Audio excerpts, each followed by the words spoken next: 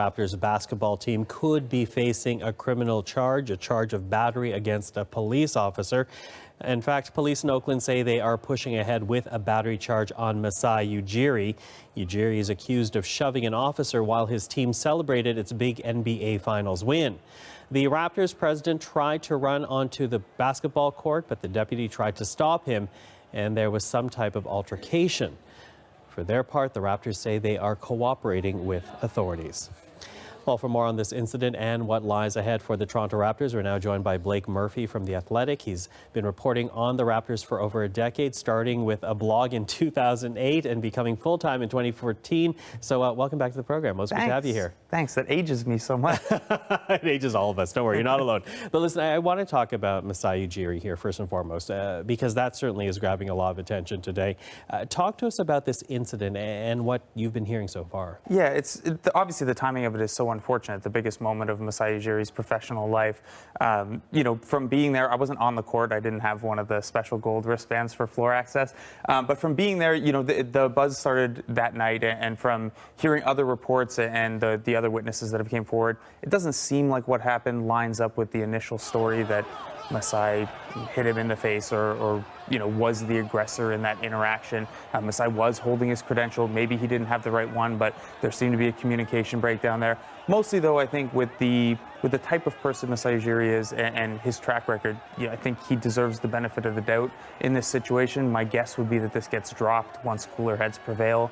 But unfortunate that we're even talking about this after the team won the championship. Yeah, and of course, Ujiri playing such a key role in getting the Raptors to this point, this historic win on their part. But let's move on to happier news. We're going to keep tracking that story, but let's move to happier news because a lot of things to note here. First and foremost, though, I want to begin with Kyle Lowry because obviously here you have a team veteran, the longest running player with the Toronto Raptors, getting to this point. What does this mean for his career? It's incredible. From the personal perspective for him, he's been here since the very beginning of this era. He has the most sweat equity put into this championship. He's the only one who's kind of been through those hard losses that the fan base has been through with him.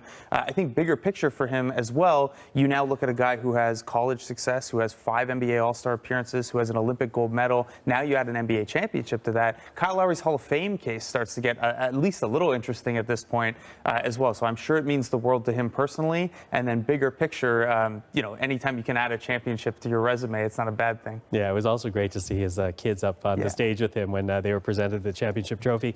So Kyle Lowry, obviously a pinnacle of his career right now, but we also need to talk about Kawhi Leonard, because here you have the MVP for the series, and there's a question as to whether or not the Raptors can convince him to stay. Yeah, so I think the Raptors entered the year making this bet where if they won a championship, whatever happens next, it doesn't really matter. He did the job he was brought in to do. They would love for him to stay, and I think the fact that they won a championship should go at least some way in convincing him. They can offer him more money than anyone else can.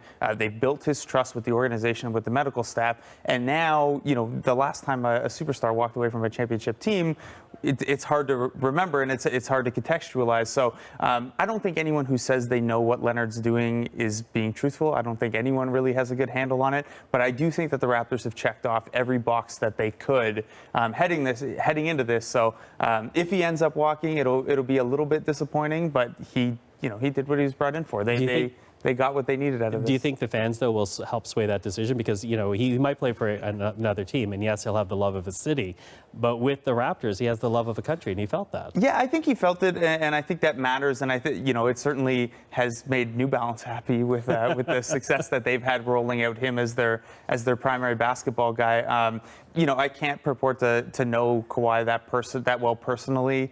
Even a year in, he's just not that open a book. I don't think it can hurt, though, like seeing the scenes around, seeing what he means to this fan base and what this team means to this fan base now. I don't know if it'll swing his decision, but it definitely doesn't hurt. Okay, well, as we say that, we began with Masai Ujiri. We need to end with him because there's also a rumor now that the Washington Wizards want him to move down.